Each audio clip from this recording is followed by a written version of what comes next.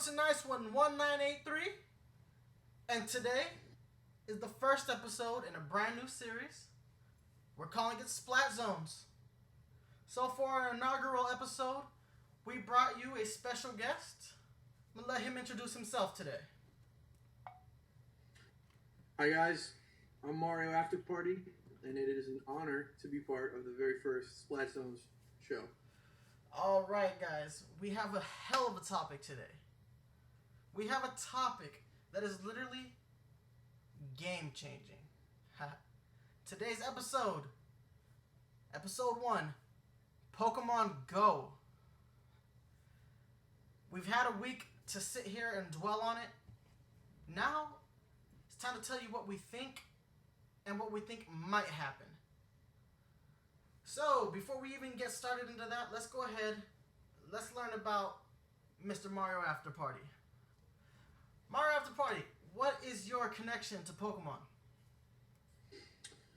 Well, I started playing Pokemon pretty much the year it was released in North America, which I think was 98. And I don't really remember if I started watching the show first or if I had the game first, but I believe I had the game first. I had the blue version, and pretty much ever since then I've been hooked on it. Alright, that's what's up. Gen 1er. That shows you we are a little old, but we still game very thoroughly. I am a Gen 1er as well. I actually remember buying the game. It's so crazy. I was actually grounded due to a bad report card, and I snuck out of my parents' house to go to the BX because we grew up in Germany, so we grew up on a military base. I snuck off, went to the local shopping center, bought Pokemon, snuck back into my house, opened up my Game Boy, plugged the game in, and from that moment I was hooked. I've always been. You got it on base? I got it on base. I went to the BX, dude. I snuck out of my parents' house, ran to the PX, bought it, ran back, got out the Power Zone. I didn't even know what the game was. I just needed a game to play. It was so bad. I was like, I didn't know anything about Pokemon because I actually bought it before they started showing the TV show in Germany. So I bought the game a week before they started showing it on TV. And I remember playing that game really slow because I was addicted, and right away I just started level grinding. So it took me like 1 week to get from the first to the second gym. So that was pretty funny. Anyway, guys, so that's a little bit of background on our Pokemon. But what are we playing now? I know right now I'm hooked on Splatoon. What about you, Mr. After Party? Splatoon has pretty much. I mean, I was playing Xenoblade Chronicles for the new 3DS and Smash Bros for the Wii U before Splatoon, but since Splatoon, I really haven't been playing anything else. I was actually playing Smash during my lunch break today. It's been a while. I was like, but man, such a good game. But that's not what we're here to talk about today. So, guys, we have a great show planned. So, the first question on the list is, what is Pokemon Go? Well, according to the official Pokemon.com website, the description of the game goes as follows. Travel between the real world and the virtual world of Pokemon with Pokemon Go for iPhone and Android devices. With Pokemon Go, you'll discover Pokemon in a whole new world, your own. Pokemon Go will use real location information to encourage players to search far and wide in the real world to discover Pokemon. That says a lot to me right there. This is something completely different from your standard Pokemon game. Your standard Pokemon game, even though they are portable, for the most part, I always play my Pokemon games in my living room or my bedroom. They're encouraging people to get up and do something. Right off the bat, that's very unique for video games in general. It's kind of like what they originally planned for the Wii, where they wanted people to get up and do stuff. I think that lasted all of 10 minutes. However long Wii Sports drove people crazy for. But I gotta applaud Nintendo and Niantic and Game Freak and the Pokemon Company. They're really going outside of the normal boundaries of what we expect in traditional gaming. Uh, the description goes on to say, the Pokemon video game series has always valued open and social experiences, such as connecting with other players to enjoy trading and battling. Pokemon Go's gameplay experience goes beyond what appears on screen, as players explore their neighborhoods, communities, and the world that they live in to discover Pokemon alongside their friends and other players. Again, that's always kind of been the basis of Pokemon, is connectivity, right down to the original game. You know, remember the old link cables?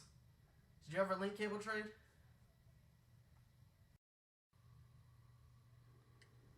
To from one Game Boy to I the do.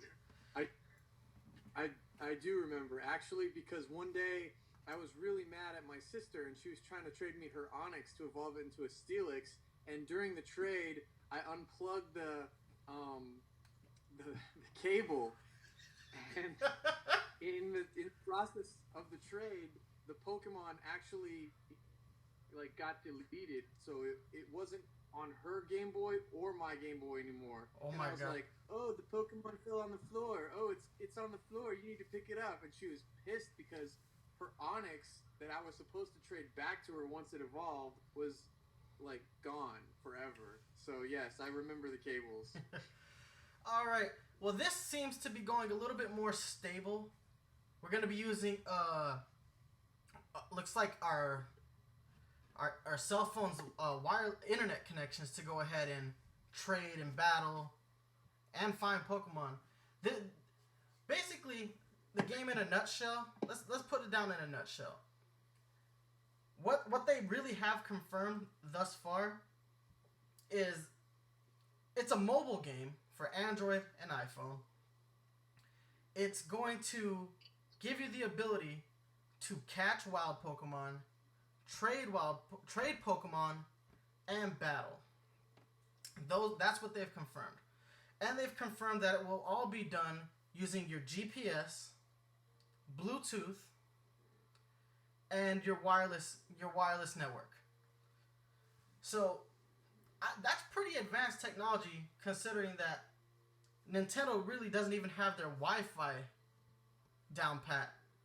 So you kind of wonder which of the three companies is taking the lead as far as that. I would have to assume Niantic, who is the second main developer of the game. They appear to they've made a game called Ingress, and Ingress is very similar in scope to Pokemon Go. So I think in the long run, they're going to be doing the majority of the development. I think that's what we're going to get on that end. Because I just don't think Nintendo has like the understanding of the mobile market enough to really make that determination of how to move forward with it. So I think Niantic will take the lead on that. There's a lot of big names that were involved in the product. More specifically, the Masuda, who has been involved with Pokemon since the very beginning. So I think there's a lot to look forward to on the development side, because this game might be more traditional Pokemon than certain Pokemon games in the franchise, specifically Black and White, which are real big departures from most Pokemon games. Alright. So, that's what the game is. Now let's talk about the one accessory they've announced for this game. Pokemon Go Plus. From the trailer, what could you infer about Pokemon Go Plus? Well, the most interesting thing I noticed about the trailer was that it's obviously being marketed towards adults, which I think this is going to be the first Pokemon game that has ever been marketed towards adults, because usually the demographic that plays Pokemon, or at least the targeted demographic, is really like that 7, 8-year-old range up to like maybe 12 or 13-year-olds. But if you look at the Pokemon Go trailer, most of those people in that trailer are old. Like every single person in that trailer is in their, early 20s or older. And there are only, I think, 2 children in that trailer, and both of those kids are with their parents who are also playing the game with them. Now, I think the interesting thing behind that is that obviously, because it's a game that's coming out on Android and iOS, most little kids don't have cell phones. So Nintendo has to market this game towards adults because it's going to be the teenage crowd and older that are going to be able to have access to this game. Kids aren't really going to be able to play it because most, 8-year-olds don't have an iPhone or a Galaxy. So I thought that was interesting, but it makes sense because right now, within the past year or two, the mobile gaming industry has really eaten into Nintendo's profits as far as their, portable gaming is concerned. The 3DS has been selling well, but the sales have been decreased a lot within the past year, and that's because of mobile gaming. So Nintendo really, they know they need to jump on board with this, and they know that they need to market this game to the same audience that is playing mobile gaming. That's true. I completely agree with you. But to go even further, with that same point, it's something else that I don't know if maybe, I know everybody should notice this by now, but they're only showing Gen 1 Pokemon as well. So you got the older demographic, and then they're showing Gen 1 Pokemon. I think they're trying to bring back that older demographic that may have aged out. Every year, gamers come in and gamers leave. So, I think they pandered a little bit. It's almost pandering. I don't think they pandered. I think that's smart because you're right. Like a lot of the people that played Pokemon when they were younger didn't always continue playing it when they were older. So it's Gen 1 is the most recognizable because most people will recognize Pikachu and Mewtwo and Charmander and all those Pokemon from Gen 1. And but Nintendo was smart though because kind of like not in the sense of the game itself, but they don't have to develop a system to play this game. They don't have to develop the hardware because they can take advantage of a cell phone's GPS capabilities and the high-def camera function without having to worry about developing that themselves. Absolutely. I think the only other thing that the trailer really gives us good insight on is the very end of the trailer.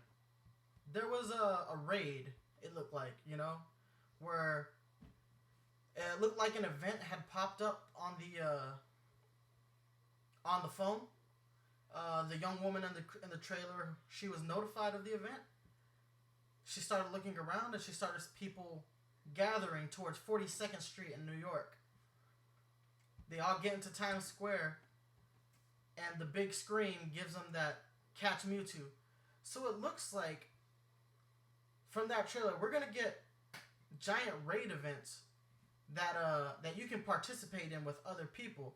I mean, in the beginning of the trailer, we see catching of the wild Pokemon. We see trading between, the mother and the father and the child. We saw them trade. We saw a battle between 3 skater boys and 3 young girls in their car. And then we see this raid, and we see this epic battle between Mewtwo. And how fitting is it that a Pikachu ends up finishing, being like the mascot since inception.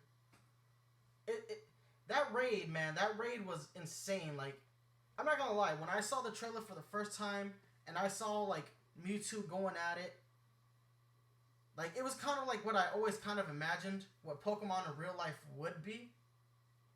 I'm like, man, that would be awesome.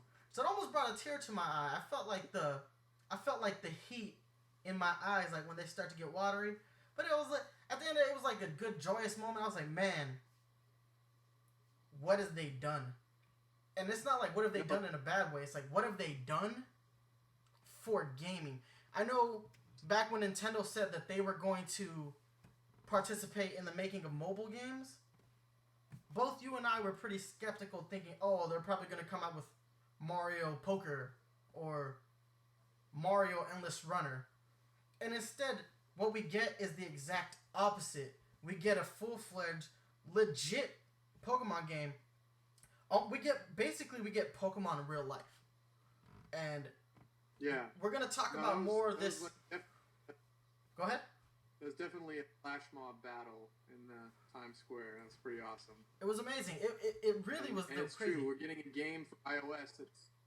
It's unlike any other Pokemon game that has ever come out before.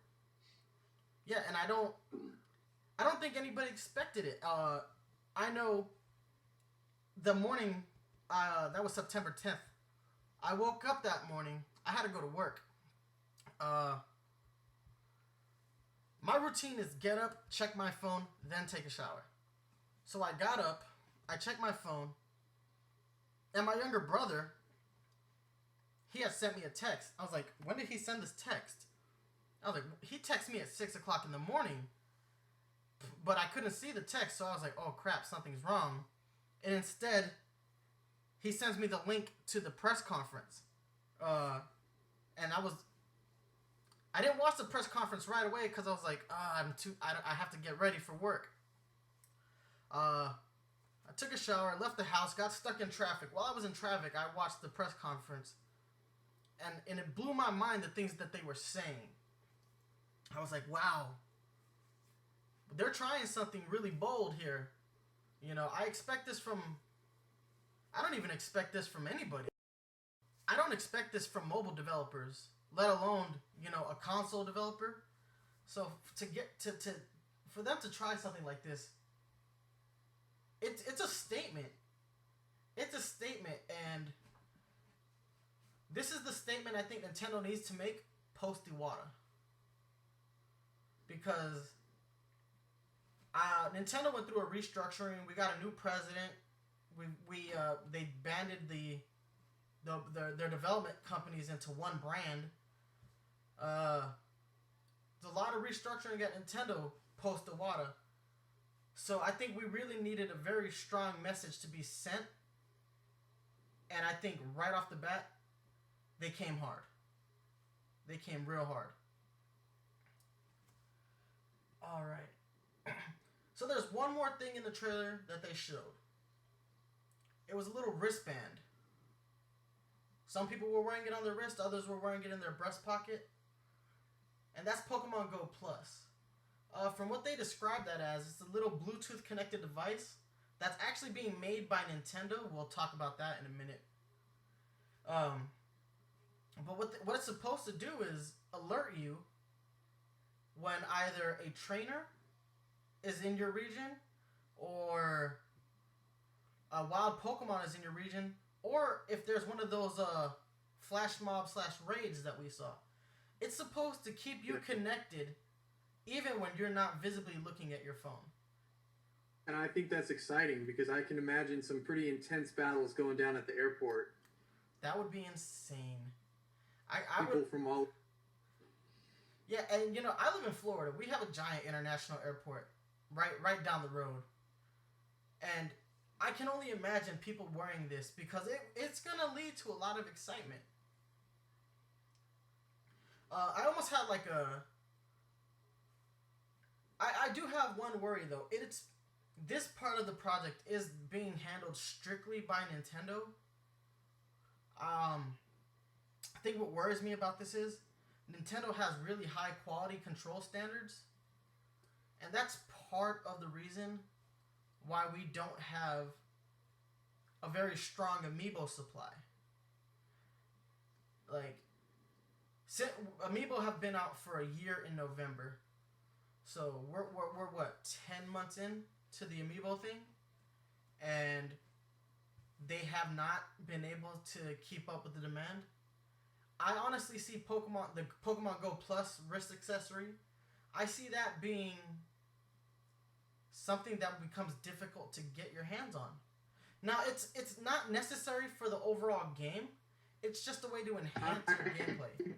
I disagree just because I don't think the Pokemon Go Plus wristbands are going to be a collector's item like the Amiibos are. So I don't think you're going to have the same level of scalping or people trying to buy multiple ones to collect them. You're just going to see people getting ones for themselves. I don't think there's going to be a really big issue with that. Plus, Nintendo only has to come out with one peripheral for that game. They don't have to make different types of wristbands like they do with the Amiibos. I'm sure they will come out with different kinds just to be, like a Pikachu version or a Ultra Ball or a Master Ball version, but I don't think they're going to be collector's items like the Amiibos are. That's true. Yeah, still, but I'm gonna keep myself reserved as far as the availability of this. They haven't even announced where we can buy it. So, right. I'm gonna keep myself reserved. There is one interesting thing about it that really caught my attention. It's in the shape of a geotag, like a point on the map. Like if you took your iPhone out and you went on your Google Maps and you put a pin down, it looks exactly like a Pokeball pin on a map. I think that's very clever. It's like they were trying to say, hey, let's it's a little tongue-in-cheek little joke. But I thought they pulled that off really well. I think the design of it looks great. It reminds me a little bit of the Pokewalker from Heart Gold and Soul Silver. It was like a little Pokeball that you clipped to your belt or your pants, and you walked and it took steps. It's very reminiscent of that, so I thought that was pretty cool. This is an accessory that I have to have if it enhances the gameplay experience at all. Just because sometimes I don't like all the updates going to my phone, and I know that this is an app that I'll probably be running for a while. So I'd rather have the notifications come to my wrist or my breast pocket versus the phone. And it's cool that it's going to be a Bluetooth connected device, so it's always going to be connected to your phone as long as you have both items on you. I think really clever way of bringing some more interactivity to the game. So I thought that was cool. So I think this right here is my favorite question. What can we infer from the trailer and the press conference? Based on what you saw, what do you think we actually are gonna get? I'll let you lead off on this one. First off, just to get into the act, I know we've been talking about the companies involved and the hardware and the software and the features, but when it comes to the game itself, I'm really excited because I think if it's executed properly, it's going to be like no augmented reality game that has ever been before, and that's a genre that really hasn't been developed that much. And I mean, I'm excited. I can foresee myself wandering around, like a homeless man in the forest looking for freaking Pokemon, to catch these rare ones.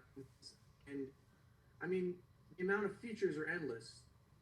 We could go on and on just about, how is the gym leader system going to be set up? How are they going to have special locations where, if you come to Tampa or if you come to, let's say, the state of Florida during this month, you will be able to shiny Pokemon of this kind. Or if you go to the Grand Canyon during this time of the, the possibilities are endless. And I'll let you kind of decide which topics you want to discuss. But I mean, I'm so excited about this game because, we really don't know what it's going to be like. But, I mean, especially with the gym leader system, I mean, how do you think that that's going to work with the gym leader system? See, this is something they haven't they haven't really discussed, but how deep this is like how deep do they make this game go? Do we have a gym leader structure? Because That's my first thing. You really want to tout the Pokemon in the real world, Pokemon in real life, then that statement alone basically tells me that if you want to bring us that, you have to have some kind of gym leader structure. Um, at least in my opinion, to get the full experience that you of a real Pokemon game, gym leaders, Elite Four. Does this become part of the Pokemon World Championships that they hold every year? That's something that. About the gym leader. Yeah. Like how real do they want to get with it? Yeah. What kind of structure do they want to bring into the game? Like, do they want to give us full-fledged battles with gym leaders? Because that's something I want. You know, if you're gonna, as a Pokemon fan, a hardcore Pokemon fan, I want some kind of gym leader structure. I want to go. This is something, like I said, the Pokemon World Championships happen every year. This is something you could bring to that platform, a new way, have an Elite Four, have qualifying gym battles in major states, Florida, Texas, New York, California, Colorado, have set up set up 8 gym leaders, and people who can beat all 8 gym leaders, have them compete at the Pokemon World Championships to determine, Pokemon Master for that year. Like who will be the top? This is, I mean, you're right. The possibilities are endless, and it starts with having. I said it would be exciting if they allowed you to be a gym leader yourself based on your performance of battles against other people. If there was some sort of a ranking system within, like, let's say, a 20-mile radius of you, and all those people within a 20-mile radius, the top players, would be gym leaders for certain badges, and other people would have to seek you out to, defeat you to get that badge or something like that.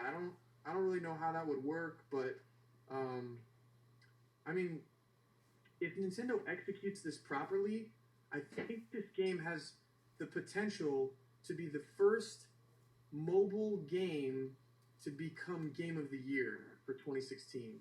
That's actually really true. Yeah, it's one of these possibilities are endless type of deals where all it really does is just depends on the structure. If they can get the structure even remotely where they want it to be, or where we want it to be as fans, if they can meet fan expectations by even half, then there's a lot of stuff that comes about this. It changes mobile gaming, most definitely, because now games like Candy Crush, they mean nothing in the grand scheme of things, because it's like, who wants to play Candy Crush when you can actually play in the real world Pokemon? And it really gets my attention that, they've been really vague about like a lot of the details, but when we discussed it before, the first thing that came to our mind is gym leader structure and Elite Four structure, and possibly going to like the Pokemon World Championships and competing in a Pokemon Go tournament. There's a lot of stuff that we can like basically infer. So now that we've basically made our assumptions, what is it that you personally want out of the game? Like, what are your actual expectations?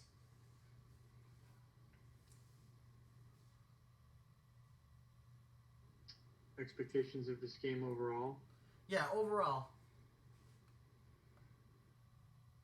I mean, like I said, I think if it's executed properly, it has the potential to be the first, cell phone game to make Game of the Year, or at least to get into that honorable mention category. I agree. I think really the only true expectation I have, because my imagination is kind of running wild right now, I think it's going to be a good game, but I don't think the first generation of this game is going to truly fulfill its potential.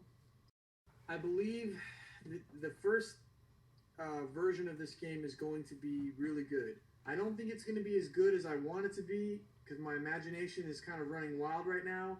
But I do think that as they come out with the second iteration of this game and the third iteration, it's going to continue to evolve and improve. They're going to find out what features work, what doesn't work, and they're also going to find out how to make what does work better.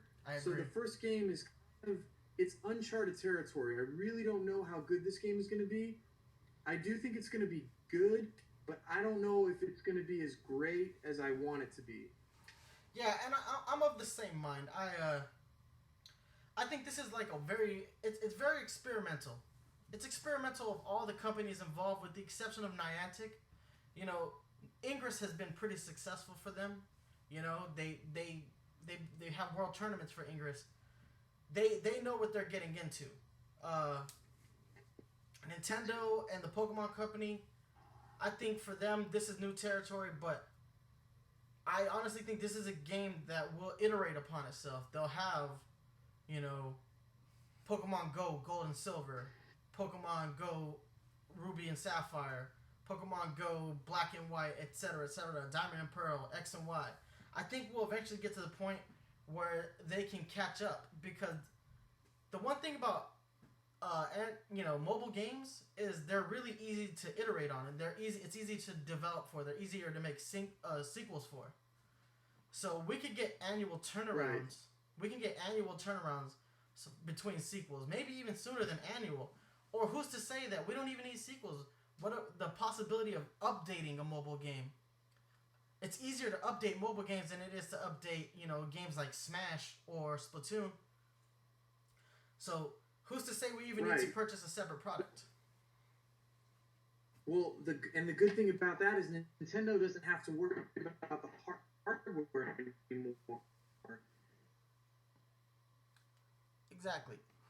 They're going to update their hardware for Nintendo. So all Nintendo has to do is sit back, read the specs for whatever new model comes out, and make games for that specific hardware. All they have to do is focus on the software, and I think that's going to be interesting because Nintendo's never had to do that before. Everything Nintendo's ever made has always been for a hardware device that they created. Exactly. But I think this will lead to more frequent games. You're not going to see a lot of delays or really long waits in between each iteration like you see with, some of the other franchises, like, with Zelda or Star Fox or maybe sometimes Mario Kart. You don't get those games, but sometimes once a console generation. But for the Pokemon Go series, for the Pokemon Go series, though, I think it could be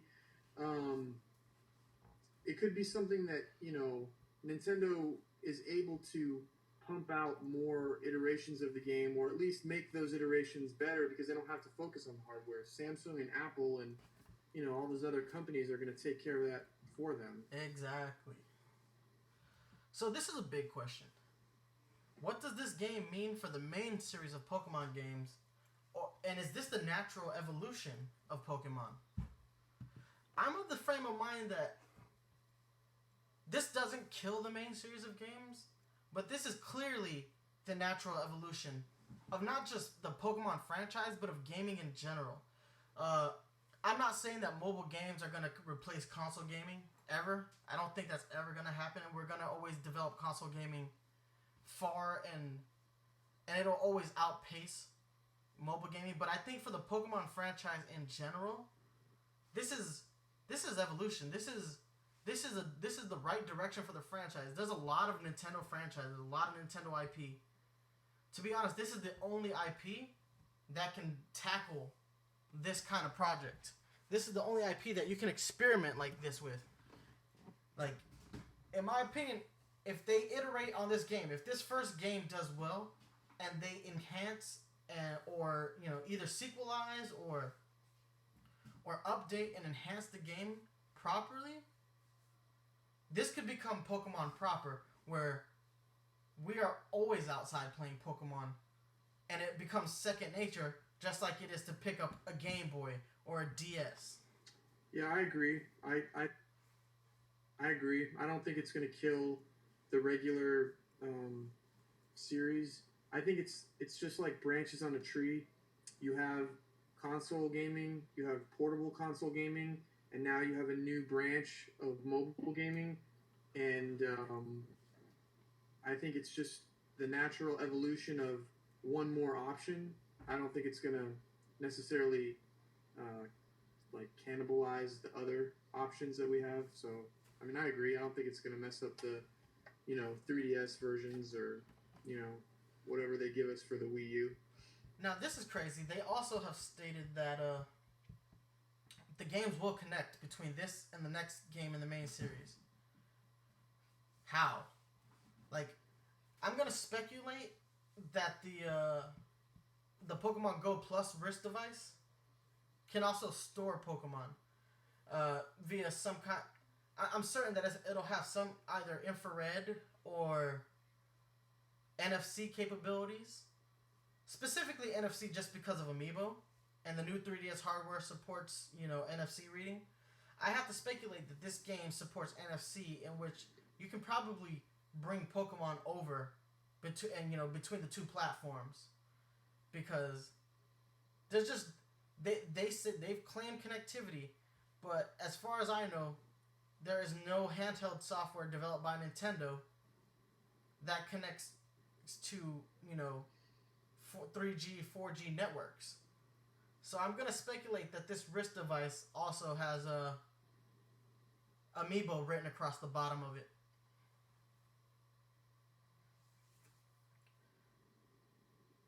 What are your thoughts on that, man?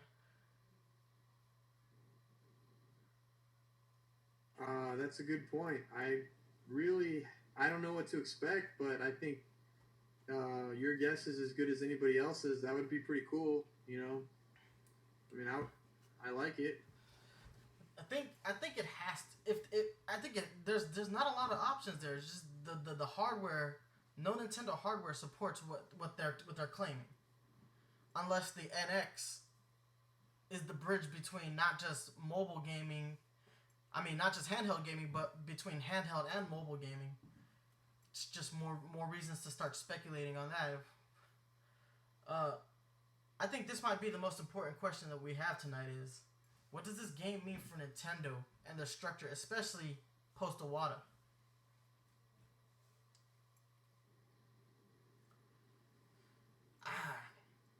As far as I can tell, right off the bat, it looks like Nintendo's taking an extraordinarily serious approach to mobile gaming. Nintendo basically has two tiers: handheld and console, and it's been like that since the Game Boy. And in some cases, it looks like the Game Boy has sustained the company. More specifically, Pokemon has been able to sustain the company. The Game Boy was in its dying years when Pokemon first arrived. The Game Boy had already been out for 1989 to 1998. What's that? 9 years. We had 9 years on one handheld.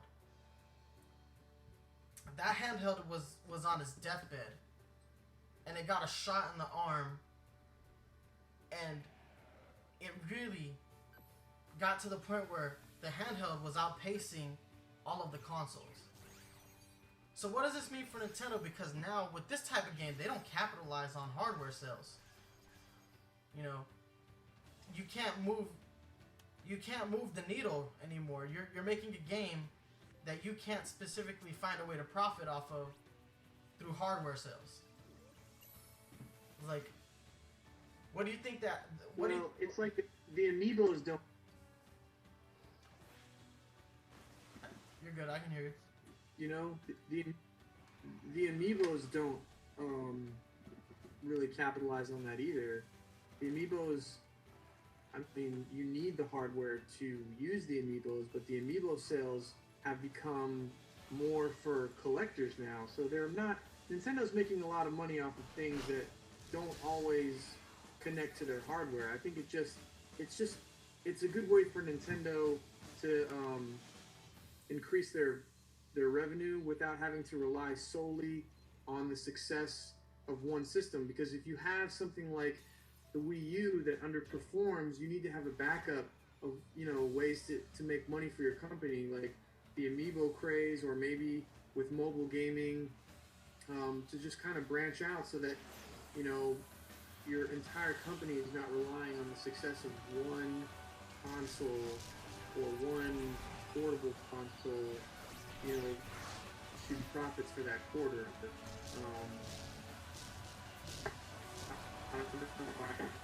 I mean, it should be good though. I mean, I'm excited, you know.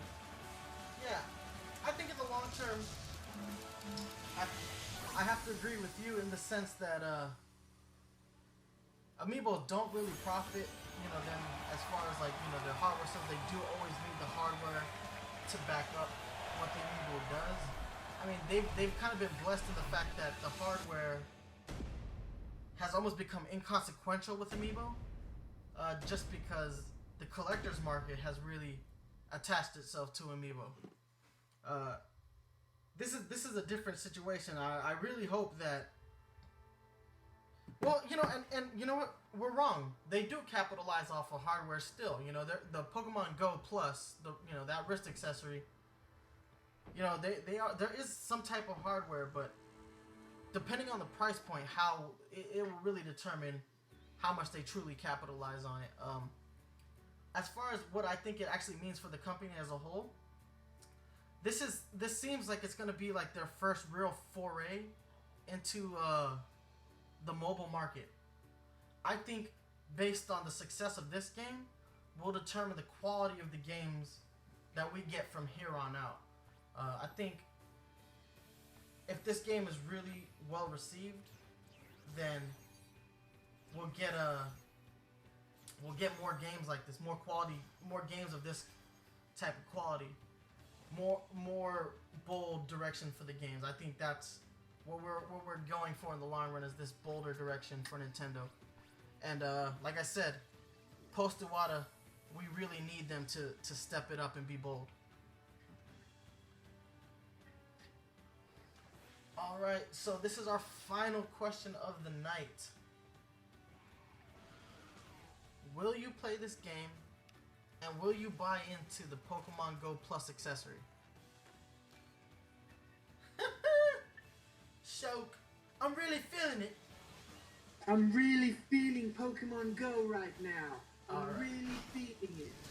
So, we are down to the final question before we hit up our closing thoughts. Will you play this game? Will you buy into the Pokemon Go accessory? And how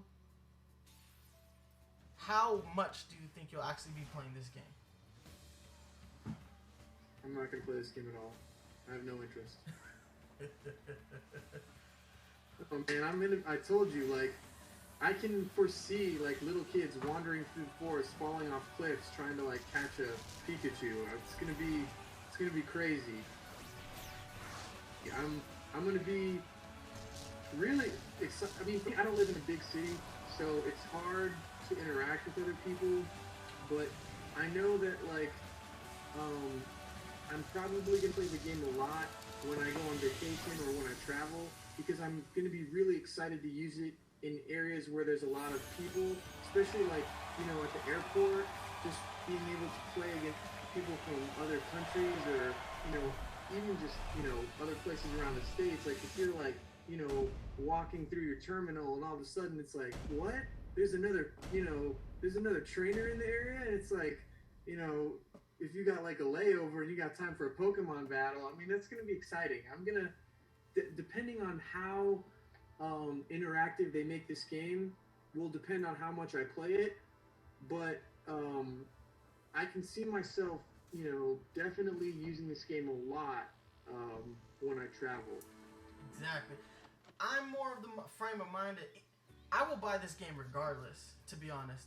This is a game, you know, I'm a collector. As a collector, you're going... Nintendo took this a little step further. I would have bought into this game if it was just the game.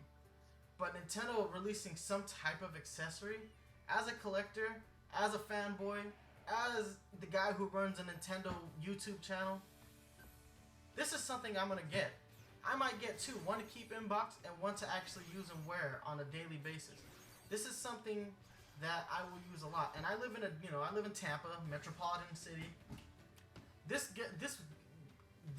game will get me to explore Tampa even further. It'll take me to, depending on how in depth it goes, like for events. If there's an event in like Orlando or Miami, and the notification system for events is good, I'll travel. It just depends on how good it is. But as of right now, I'm sold on the game. I'm buying into it. I'm buying into the accessory.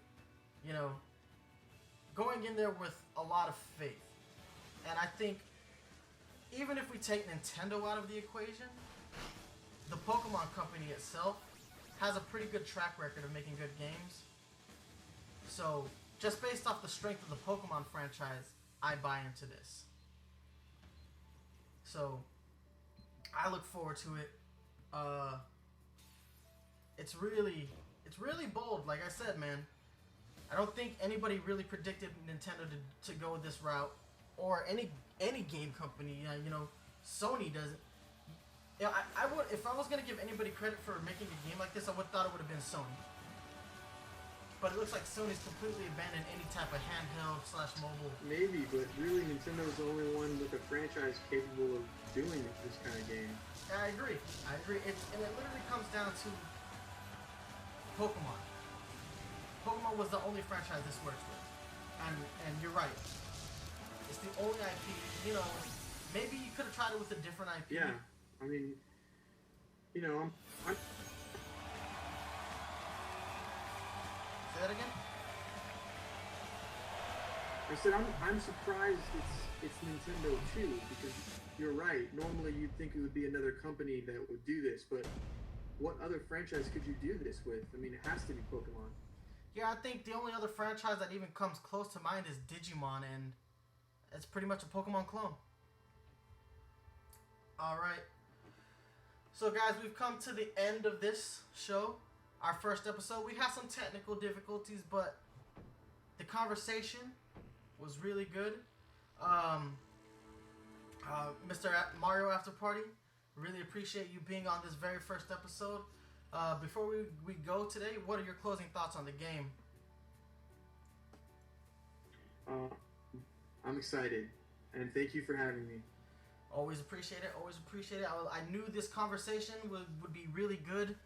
To be honest, guys, we had this conversation once before, but based on that conversation, I was like, this is a conversation we need to have again. This is something that I think the people who come to my channel want to hear.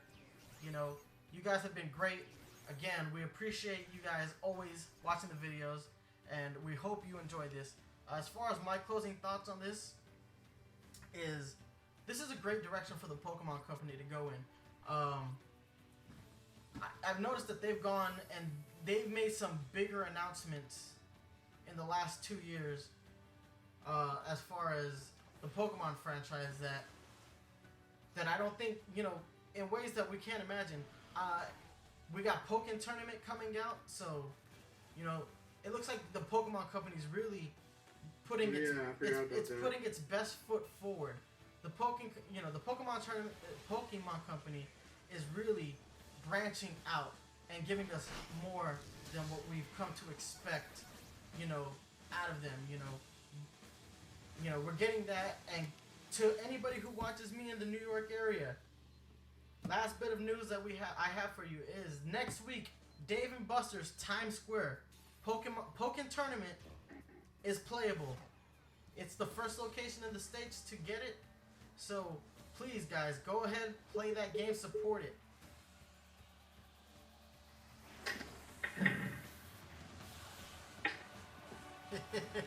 Loading up that Splatfest. Oh man. Like I was saying, guys, right.